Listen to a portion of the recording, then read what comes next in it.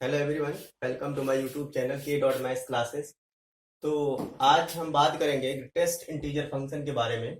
तो जैसा कि पहले लेक्चर डिस्कस हो चुका है कि इंटीग्रल x लेस और इक्वल टू 5 है। तो बेसिकली इसका एक तरीका होता है standard form integral x less और इक्वल टू i। तो x की डायरेक्ट वैल्यू क्या हो जाएगा, x less than i plus 1, यानी जो भी होगा उसमें एक जोड़ देंगे और यहाँ पे इक्वलिटी हटा देंगे। इसी को जो दूसरा लिखने का तरीका होता है, it means x belong to minus infinity to i plus 1। तो इसका यूज करके अगर मैं यहाँ से x निकालूंगा तो आई थिंक x क्या हो जाएगा, x less than i plus 1। I think 5 में 1 ऐड करेंगे तो 6 आएगा। इसी को दूसरे फॉर्म में लिखने का तरीका क्या होगा, स्टैंडर्ड फॉर्म में लिखने मतलब इंटरवल फॉर्म में लिखने का तरीका क्या हो जाएगा, x belong to minus infinity to minus infinity to 6 हो जाएगा according to the standard. But इसको हम समझेंगे कि आया कैसे है। तो रटने के टर्म ये फॉर्मूला हमें याद होना चाहिए, बट कॉन्सेप्ट समझेंगे कि आंसर कैसे आया है। ठीक, तो इसको मैं हटा दे रहा हूं। अब मैं इसके आंसर को यहाँ पे लिख दे रहा हूं। इसके आंसर को मैं यहाँ पे लिख दे रहा हूं। आंसर क्या है, x belong to minus infinity to 6। अगर मैं थोड़ा सा फोकस करूं यार, तो ये क्या लिखा है, इंटीग्रल x लेस और इक्वल टू 5। मैं आपको बता दूं इंटीग्रल x क्या होता है, एक इंटीजर होता है। क्या होता है, इंटीजर होता है। क्वेश्चन बता रहा है जो ये इंटीजर x है, आई थिंक इंटीग्रल x है, उसकी वैल्यू क्या हो रहा है, या तो 5 होगा या तो 5 से छोटा होगा। आई थिंक 5 से बड़ा नहीं होगा। इट मीन्स इंटीग्रल x क्या क्या हो सकता है, 5 भी हो सकता है यार, क्योंकि 5 के बराबर और 5 से छोटा है। आई थिंक इंटीग्रल x क्या हो सकता है, 4 भी हो सकता है, इंटीग्रल x 3 भी हो सकता है, एंड इंटीग्रल x 2 भी हो सकता है। ऐसे कहां तक जा सकता है, इन्फिनिटी तक जा सकता है। इंटीग्रल x सिर्फ छोटा, इंटीग्रल x 5 से छोटा सारे इंटीजर इसके अकॉर्डिंग टू इसके कंडीशन में आएंगे। 5 भी हो सकता है, 4 भी हो सकता है, 3 भी हो सकता है, क्योंकि ये बता रहा है इंटीग्रल x क्या है, 5 से छोटा है। अगर इसको मैं सॉल्व करूं, integral x is equal to 5, पहले इसको मैं नंबर लाइन पे लिख ले रहा हूं। यहाँ आपको मैं 0 लिख दे रहा हूँ, 0 1 2 3 4 5 6 7। आप इधर आएंगे तो कितना आ जाएगा, -1 -2 एंड -6। या अगर मैं बात करूं integral x is equal to 5, तो x की वैल्यू क्या होता है, x की वैल्यू हो जाता है, ये बात पहले पता है, integral x is equal to कोई इंटीजर होता है तो x की वैल्यू क्या होती है, x बिलोंग टू 5 से लेकर के 1 ऐड कर देते हैं और 6 भी ये वाला ब्रैकेट लगा देते हैं, 5 to 6। अगर integral x is equal to 4 है तो x की वैल्यू क्या हो जाएगा, 4 से लेकर के 5 तक हो जाता है और ये वाला ब्रैकेट आ जाता है। इसी तरह integral x is equal to 3 है तो x बिलोंग कितना हो जाएगा, 3 to 4 और 4 पे ये वाला ब्रैकेट, आई थिंक ये भी निकल जाएगा, x बिलोंग टू 2,3 हो जाएगा। बेसिकली ये आता है ऐसे कहां तक जाएगा, इन्फिनिटी तक इंटरवल आ जाएगा। क्योंकि फाइनली हम किस में इंटरेस्ट है, मेरा एक्स में इंटरेस्ट है, क्योंकि जो मुझे फाइनल आंसर निकालना है वो एक्स निकालना है। यार अगर सारे इंटीजर को मिला के मैं एक्स निकालने की कोशिश करूंगा तो इस कंडीशन के लिए क्या एक्स आ रहा है, एक्स बिलोंग टू 5,6, यानी 5 से लेकर के कहां तक जाना है, 6 तक जाना है, यानी 5 को इंक्लूड करना है, क्योंकि ये वाला ब्रैकेट लगा है। 5 से लेकर के कहां तक जाना है, 6 तक जाना है। बट यार 6 को छोड़ देना है। आई थिंक 6 पे छोड़ने का मतलब मैंने क्या बना दिया, होल बना दिया। अगर यहाँ पे मैं लिखने की कोशिश करूं, जब integral x is equal to 4 है तो x की वैल्यू कहां से कहां तक लाई कर रही है, 4 to 5। तो अब ये से 4 to 5 ये है। अब 4 को तो इंक्लूड करना है तो 4 पे मैंने क्या बना दिया, डॉट बना दिया। 5 को नहीं इंक्लूड करना था तो 5 को मैंने क्या बना दिया, होल बना दिया। आई थिंक 5 तो यहाँ पे इंक्लूड है, आई थिंक 5 इससे इंक्लूड है तो दोनों कवर कर जाएगा। आई थिंक 5 को इंक्लूड कर लेंगे। दूसरे केस में क्या करना है, 3 to 4 आना है, तो x क्या लेना है, 3 to 4। तो 3 को तो ऑब्वियस है, डॉट बना देंगे, और 4 को यहाँ पे मैं छोड़ रहा हूँ। बट यहाँ पे 4 को ऑलरेडी ले चुके हैं तो यहाँ पे छोड़ने का कोई मतलब है नहीं। आई थिंक यहाँ पे होल भी बनाएंगे तो भी कोई दिक्कत नहीं है, डॉट उसे कवर कर देगा। अब मैं बता रहा हूँ 2,3, या 2 को इंक्लूड करना है तो 3 को यहाँ पे छोड़ना था, बट इस कंडीशन में 3 को ले लेना है। आई थिंक 3 भी हमारे आंसर में काउंट हो जाएगा। ऐसे क्या हो जाएगा, मैंने आपको बोला है ऐसे कितने इंटीजर होंगे, इनफाइनाइट जाएंगे। आई थिंक ये लाइन कहाँ तक जाएगी, ऐसे बनते हुए इनफाइनाइट तक चली जाएगी। से बनते हुए कहां तक चली गई, माइनस इंफिनिटी तक जा रही है। आपको यहाँ पे क्या लग रहा है, ये लाइन कहाँ से स्टार्ट हो रही है, माइनस इंफिनिटी से लेके कहां तक जा रही है, 6 तक जा रही है। यार 6 की बात नहीं बढ़ रही है, आई थिंक 6 को छोड़ देना है और बाकी जो मेरा आंसर आएगा पूरा एक्स कहां से कहां तक आ जाएगा, एक्स लाई कर जाएगा minus infinity to, minus infinity से लेके कहां तक लाई करेगा, 6 तक लाई करेगा। बट 6 को काउंट नहीं किया मैंने, अब ये से यार ये जब इंटीग्रल एक्स होता है तो 5 to 6 होता है, बट 6 को काउंट नहीं करना है। बट सारे एक्स यहाँ पे क्या है, ऑक्युपाई है, कोई भी एक्स नहीं छूट रहा है। कहां से, माइनस ये लाइन कहां तक जाएगा, माइनस इंफिनिटी जाएगा। माइनस इंफिनिटी से लेकर के 6 तक कोई भी एक्स नहीं छोड़ रहा है, केवल क्या छोड़ रहा है, 6 छोड़ रहा है। तो आई थिंक इसी बात को लिखने का तरीका क्या होगा, x belong to minus infinity और कहां से कहां तक, 6 तक, और 6 पे कौन सा ब्रैकेट लग जाएगा, ये वाला लग जाएगा। आई थिंक जो आंसर मैंने पहले लिख दिया था फाइनली वही आंसर यहाँ पे आ गया। तो बेसिकली ये इसका आंसर हो जाएगा, और ये आंसर मैंने आपको पहले ही स्टैंडर्ड फॉर्म में बता दिया है। आप ऐसे याद कर सकते हैं और ऐसे समझ सकते हैं। तो ये बेसिक है, आगे बढ़ते हैं।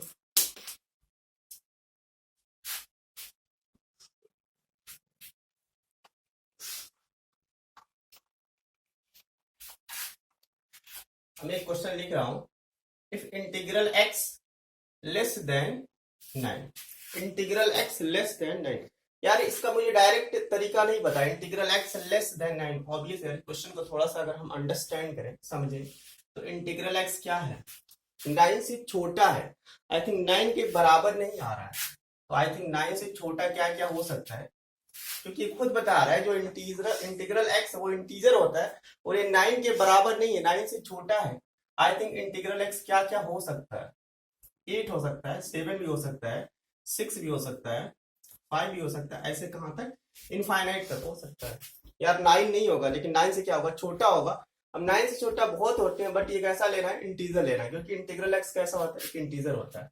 आई थिंक इंटीग्रल एक्स क्या क्या हो सकता है, आई थिंक 8 भी हो सकता है, इंटीग्रल एक्स 7 भी हो सकता है, ऐसे इंटीग्रल एक्स 6 भी हो सकता है। अगर इन सारी बातों को मिला करके हम एक लाइन में लिख दें तो इंटीग्रल एक्स क्या लिख सकता हूं मैं, लेस और इक्वल टू 8। यार अगर मैं 8 के बराबर भी कर दूं और 8 से छोटा कर दूं, ये सारी बातें इसमें आ जाएंगी। अब यार ये स्टैंडर्ड फॉर्म में बन गया, integral x less than i क्या होता है, x belong to minus infinity to i plus 1 हो जाता है, और ये वाला ब्रैकेट आ जाता है। आई थिंक डायरेक्ट यहाँ पे आंसर क्या आ जाएगा, x belong to minus infinity to, एक ऐड होगा तो 9 हो जाएगा। I think that is the final answer. तो I hope that is clear. But आपको एक फॉर्मूला याद रखना है, ये वाला फॉर्मूला अगर याद होगा तो लेस वाला सारा क्वेश्चन इसी फॉर्म में बना करके हम अप्लाई कर देंगे। आइए इस एक और क्वेश्चन को देखते हैं।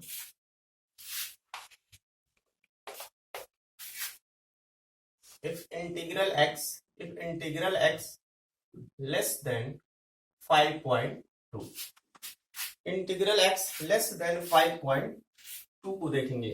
यार यहाँ पे भी जो मेरा स्टैंडर्ड फॉर्म है वो आ नहीं रहा है। ओके, स्टैंडर्ड फॉर्म है वो मेरा बन नहीं रहा है, तो इसको हम क्या बनाएंगे, सबसे पहले स्टैंडर्ड फॉर्म में बनाने की कोशिश करेंगे।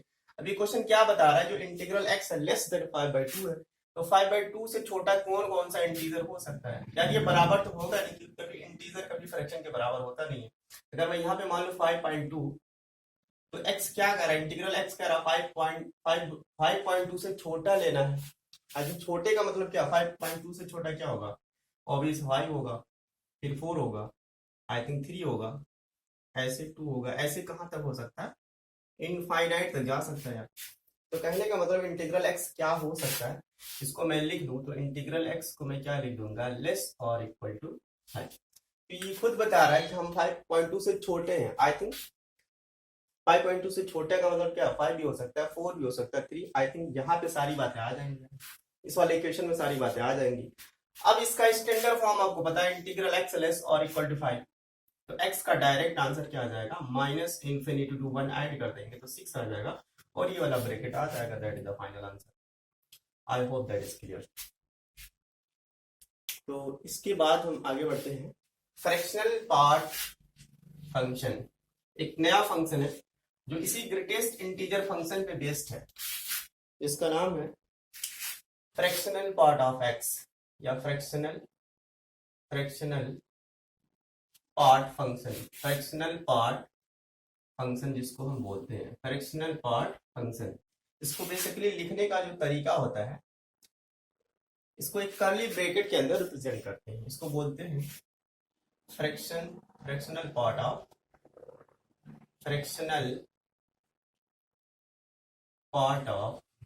एक्स। इसको पढ़ने का तरीका क्या होगा, फ्रैक्शनल पार्ट ऑफ एक्स, और इसकी जो वैल्यू होगा फ्रैक्शनल पार्ट एक्स की जो वैल्यू होगा वो हो जाएगा x minus integral part x. ये इसका फॉर्मूला होता है, x minus integral part x. जैसे अगर मैं बात बताऊं 5.2 का अगर आपको फ्रैक्शनल पार्ट चाहिए, 5.2 का फ्रैक्शनल पार्ट चाहिए, तो अकॉर्डिंग टू द फॉर्मूला क्या होना चाहिए, एक्स के प्लेस पे क्या है 5.2 है, तो 5.2 और minus integral x I think कितना आ जाएगा 5.2। आपको बता दूं 5.2 यार, अगर 5.2 की अगर मैं इंटीग्रल वैल्यू लूं तो क्या आएगा 5 आएगा, दोनों को माइनस करेंगे तो कितना आ जाएगा 0.2 आ जाएगा। तो ये आपका आंसर हो जाएगा। 5.2 का आंसर क्या होगा, इंटीग्रल पार्ट का जो आंसर होगा कितना होगा 0.2 आ जाएगा। अगर मैं बात करूं 4 का, sorry integral fractional part of 4, अगर 4 का मुझे फ्रैक्शनल पार्ट निकालना है, तो अगर मैं फॉर्मूला लगाऊंगा तो क्या हो जाएगा, according to that formula x के प्लेस पे क्या है, ऑब्वियस 4 है यार, तो 4 कर देंगे और माइनस इंटीग्रल 4। आपको पता है इंटीग्रल 4 की वैल्यू क्या होता है, 4 होता है, आई थिंक 4 माइनस 4 क्या आ जाएगा 0 आ जाएगा। 5.9 क्या होगा 5.9 यार, 5.9 फिर वैसे करेंगे हम, ये 5.9 हो जाएगा और माइनस इंटीग्रल 5.9, आई थिंक दोनों को माइनस करेंगे, माइनस से 5 हो जाएगा, आई थिंक 0.9 आ जाएगा, क्या आ जाएगा पॉइंट, यहाँ पे लिख दे रहे हैं हम, दोनों को माइनस करेंगे तो कितना आ जाएगा 0.9 आ जाएगा, ये 5 है, दोनों को माइनस करेंगे तो 0.9 आ जाएगा। तो I hope that is clear. यार एक थोड़ा सा अगर मैं ऑब्जर्वेशन करूं, ये सब निकालने की जरूरत नहीं है मुझे, मैं थोड़ा सा समझाने के लिए बता दिया, मैं थोड़ा सा अगर ऑब्जर्व करूं, आपको अगर ये अंदर पॉजिटिव नंबर दिख रहा है, क्या दिख रहा है पॉजिटिव, ये नेगेटिव नहीं है, तो आप देख रहे हो क्वेश्चन में ही आंसर दिख रहा है 0.2, 5 के बाद जितना पॉइंट होगा, यहाँ देखो इंटीजर के बाद जो पॉइंट है वही मेरा आंसर आ रहा है 0.2, देखो 0.2। यहाँ पे अगर आप देख रहे हो, यहाँ पे क्या दिख रहा था 0.9 दिख रहा है, तो हमारे आंसर में क्या आ रहा है 0.9 आ रहा है। आई थिंक अगर मैं डायरेक्ट आपसे पूछ लूं 3.6, इसका फ्रैक्शनल पार्ट आंसर क्या होगा, अब 0.3 के बाद कौन सा नंबर दिख रहा है, ऑब्वियस 6 दिख रहा है, तो 0.6 ही इसका आंसर आ जाएगा। इसका जो डायरेक्ट मैं आंसर लिखूंगा 0.6 आ जाएगा। अब मैं आपको बता दूं यार 4 कैसा है, इंटीजर है, और इंटीजर नंबर का जो फ्रैक्शनल आएगा हमेशा 0 होगा, तो एज ए स्टैंडर्ड इसको याद रख सकते हैं, एज ए स्टैंडर्ड इसको याद रख सकते हैं। यहाँ पे मैं लिख दे रहा हूं, अगर कोई भी इंटीजर आपको फ्रैक्शनल पार्ट के अंदर दिखे, कोई भी इंटीजर अगर फ्रैक्शनल पार्ट के अंदर दिखेगा तो इसका आंसर क्या होगा 0 होगा। कोई भी इंटीजर अगर फ्रैक्शनल पार्ट के अंदर दिखेगा तो इसका आंसर क्या होगा 0 होगा। एग्जांपल के तौर पे मैं यहाँ पे आपको समझा दिया हूँ, यार अगर इंटीग्रल के अंदर पॉजिटिव नंबर होगा तो आंसर क्या होगा, ये जो पॉइंट के बाद नंबर आ रहा है तो 0.6 इसका आंसर आ गया। जैसे 5.2 था तो आंसर क्या आएगा 0.2 आ गया। अब एक और एग्जांपल के साथ हम देखेंगे,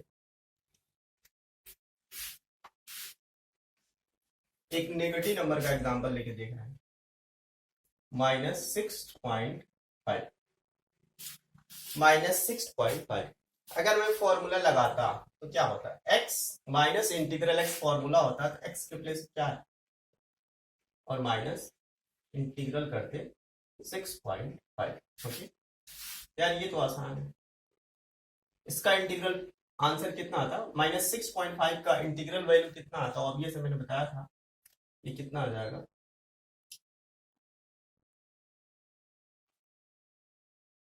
ये माइनस है तो प्लस हो जाएगा, आई थिंक 7 आ जाता यार। इसका ब्रैकेट्स पहले माइनस है और इसका इंटीग्रल एक्स कितना आता है, -7 आता है। अगर नहीं पता है तो इससे पहले वाले जो मैंने स्टार्टिंग में इंटीग्रल एक्स की वैल्यू, इंटीग्रल जो ग्रेटेस्ट इंटीजर फंक्शन पढ़ाया है, ये डायरेक्ट तरीका बताया है कैसे सॉल्व करते हैं।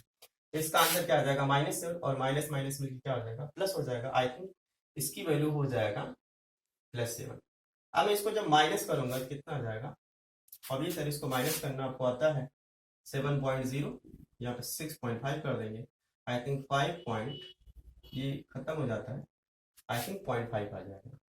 क्या आ जाएगा, 0.5 आ जाएगा। इसका जो इंटीग्रल एक्स क्या आ जाएगा, 5 आ जाएगा। अब एक और नेगेटिव एग्जांपल से हम समझ सकते हैं इसको, एक और नेगेटिव का एग्जांपल लेके हम समझ लें। -3.4 -3.4 ले लें। अगर मैं फॉर्मूला लगाता तो क्या होगा, इसका भी एक डायरेक्ट तरीका है बताने का, तो अभी मैं इसको मेथड से बता रहा हूँ, फिर मैं डायरेक्ट बता दूंगा कि कैसे वैल्यू निकल रहा है। ओके, तो -3.4 है और माइनस क्या करेंगे, फॉर्मूला लगाएंगे, तो -3.4 का ग्रेटेस्ट इंटीजर, ये तो फॉर्मूला है। अब यार इसको हम बताएंगे -3.4 और ये माइनस है, और इसका जो इंटीग्रल वैल्यू आएगा वो कितना आ जाएगा, -4 आ जाएगा। ऑब्वियस है -3.4, ये माइनस इंटू माइनस प्लस हो जाएगा। अब इसको सॉल्व करेंगे तो ऑब्वियस है 0.6 आ जाएगा। क्या आ जाएगा, 0.6 आ जाएगा, 0.6 आ जाएगा। तो आप देख रहे हो कि अगर नेगेटिव है तो ये सोचेंगे कि पॉइंट के बाद कौन सा नंबर दिख रहा है, 4। अब इसमें कितना ऐड कर दें कि कंप्लीट नंबर बन जाए, क्या बन जाए, कंप्लीट। तो 0.4 में कितना ऐड करेंगे कि पॉइंट कंप्लीट आ जाएगा, तो ऑब्वियस है 0.6 ऐड कर देंगे, तो 6 + 4 कितना हो जाएगा, 10 हो जाएगा, और 0 हट जाएगा। आई थिंक यहाँ पे 6 + 4 मिला के कितना आ जा रहा है, 1 आ रहा है।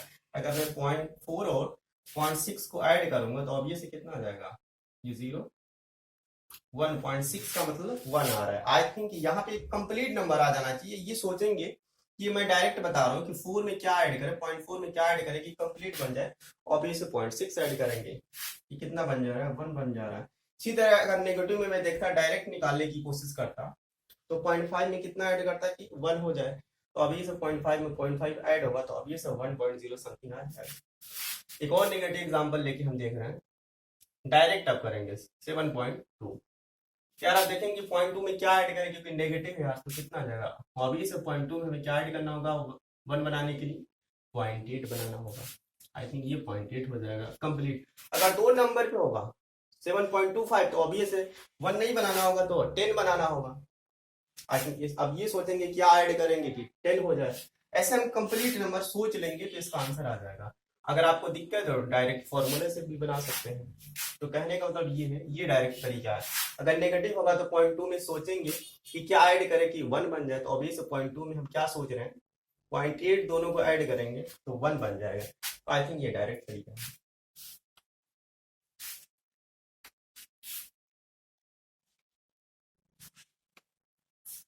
आगे एक स्टैंडर्ड लिखेंगे, जो फ्रैक्शनल पार्ट एक्स होता है, जो फ्रैक्शनल पार्ट एक्स होता है वो हमेशा 0 से बड़ा होगा या तो 1 से छोटा होगा। 0 और 1 के बीच में लाई करेगा।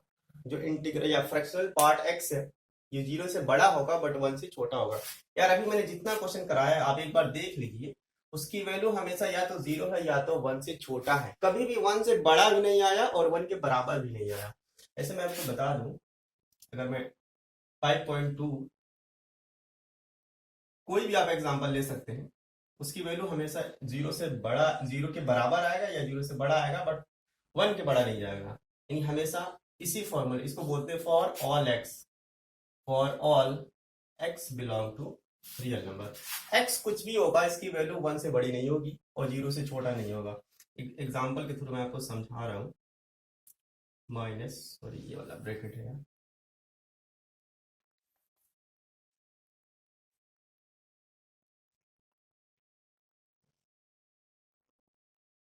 -5.3। अगर इसको मैं निकालूंगा डायरेक्ट, मैंने बोला था अगर पॉजिटिव नंबर है तो क्या करेंगे, ये जो 0.2 दिख रहा है तो ऑब्वियस इसका रिजल्ट कितना हो जाएगा 0.2। अब 0.2 क्या होता है, 1 से छोटा होता है, 0 से बड़ा होता है। अगर मैं इंटीजर की बात करूँ तो इंटीग्रल एक्स मैंने बताया हमेशा क्या होता है, 0 होता है। अगर इसकी नेगेटिव होगा तो मैंने बोला था इसमें आप सोच लो 0.3 में क्या ऐड करेंगे कि कंप्लीट नंबर आ जाए। ऑब्वियस 0.3 में क्या ऐड करना होगा, 0.7 ऐड करना होगा। आप देख रहे हो तीनों नंबर कैसे हैं, या तो 0 के बराबर है या 1 से छोटा। आप दुनिया का कोई भी नंबर ले लो, उसकी वैल्यू 0 से छोटा नहीं हो सकता और 1 से बड़ा नहीं हो सकता और 1 के बराबर भी नहीं आएगा। आई थिंक ये स्टैंडर्ड हमेशा याद रखना है। जो इंटीग्रल एक्स होगा वो कभी भी 1 की बाउंड्री को क्रॉस नहीं करेगा और 0 से छोटा नहीं आएगा। जो ऐसे भी समझ सकते हैं, जो इंटीग्रल एक्स का ग्राफ होगा वो 0 से छोटा नहीं होगा और 1 से बड़ा नहीं होगा। आई थिंक 0 के बराबर हो सकता है बट 1 के बराबर नहीं होगा, हमेशा 1 से छोटा होगा। ऐसे भी इसको समझ सकते हैं। तो इसके बाद हम कुछ प्रॉपर्टी के बारे में पढ़ेंगे। Sum property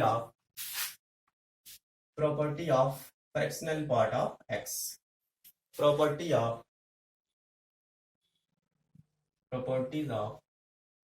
fractional part of x. यार पहली प्रॉपर्टी क्या होती है, जो मैंने आपको बता दिया है कि हमेशा जो 0 से 1 के बराबर होता है। तो प्रॉपर्टी 1 क्या है, जो इंटीग्रल एक्स होता है वो हमेशा 0 से बड़ा और 1 से छोटा होता है for all x belong to real number. Property number 2 क्या है, अगर मैं इसकी वैल्यू निकालूं, फ्रैक्शनल के अंदर एक और फ्रैक्शनल है, फ्रैक्शनल के अंदर एक और फ्रैक्शनल है, ये जो आउटर वाला फ्रैक्शन है उसको मैं डिस्टार्ट करता हूँ, हटा देता हूँ, क्या हो जाएगा ये इंटीग्रल फ्रैक्शनल एक्स बच जाएगा। और मैं आपको थोड़ा सा रिमाइंड करा दूं, यार इंटीग्रल एक्स में भी ये बात ट्रू हो रही थी, इंटीग्रल एक्स में भी ये बात ट्रू हो रही थी, आउटर वाला हट जाता है और केवल बच जाता है इसमें। अगर मैं प्रॉपर्टी नंबर 3 की बात करूं, अगर यहाँ पे क्या है इंटीग्रल है, इंटीग्रल एक्स और बाहर में क्या लगा दो, फ्रैक्शन लगा दो, तो इसकी वैल्यू हमेशा 0 हो जाएगा। ऐसे मैं आपको समझा सकता हूँ, यार इंटीग्रल एक्स क्या आएगा, एक इंटीजर आएगा, इंटीग्रल एक्स क्या आएगा, एक इंटीजर आएगा और इंटीजर का फ्रैक्शनल पार्ट 0 हो सकता है। ये मैंने आपको पहले ही बता दिया, इंटीजर का फ्रैक्शनल वैल्यू कितना होता है, 0 होता है। और इंटीजर एक्स क्या होता है, एक 0 भी होता है। अगर इसको मैं चेंज कर दूं, आई थिंक फ्रैक्शनल को मैंने बीच में ला दिया एक्स और बाहर लगा दिया मैं, इसकी भी वैल्यू क्या होगा, 0 आएगा, इसकी भी वैल्यू क्या आएगा, 0 ही आएगा। ऐसा क्यों आएगा, आप इससे समझ सकते हैं। इसकी जो इंटीजर के अंदर उसकी वैल्यू किसके बीच में लाई कर रहा है, 0 से लेके 1 के बीच में, और 0 से 1 के बीच में अगर कोई भी नंबर होगा उसका इंटीग्रल एक्स कितना होगा, 0 होगा। आई थिंक ये दोनों बातें कॉमन है, ये भी 0 होगा, ये भी क्या होगा मेरा 0 होगा। तो ये बेसिक प्रॉपर्टी है फ्रैक्शनल पार्ट है ऑफ एक्स की। आइए कुछ और प्रॉपर्टी के बारे में बात करते हैं। अब बात करेंगे हम प्रॉपर्टी नंबर 4 का। यार कभी भी अगर ये इंटीग्रल एक्स प्लस आई फ्रैक्शनल पार्ट एक्स प्लस आई क्या है, इंटीजर है, x प्लस समथिंग क्या है उसके अंदर इंटीजर है। अगर इसकी वैल्यू मुझे निकालना है तो इंटीजर हट जाता है, केवल क्या बचेगा यहाँ पे x आ जाएगा, x प्लस 5। अगर कोई वैल्यू आपसे इसकी पूछ रहा है तो 5 क्या हो जाएगा, इसको मैं थोड़ा अच्छे से बना दूं, 5 क्या होगा, इंटीजर है यार तो 5 हट जाएगा, इसका आंसर क्या हो जाएगा, फ्रैक्शनल पार्ट ऑफ x बच जाएगा। इसका मतलब ये है।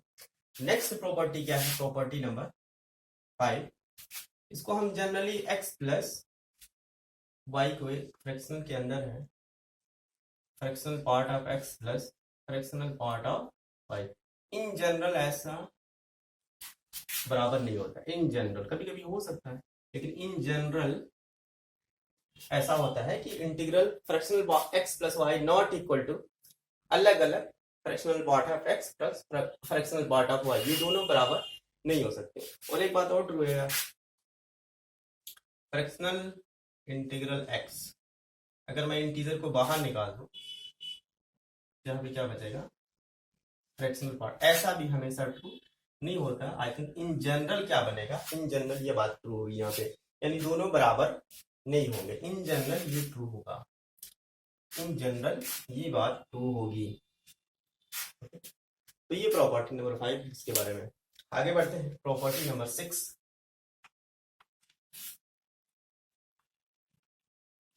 प्रॉपर्टी नंबर 6 क्या है?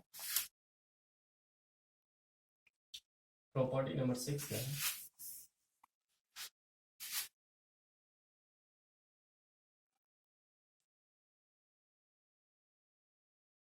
Fractional part of x plus minus fractional part of x. यार इसकी वैल्यू 0 होगा, इसकी वैल्यू 0 कब होगा? If x is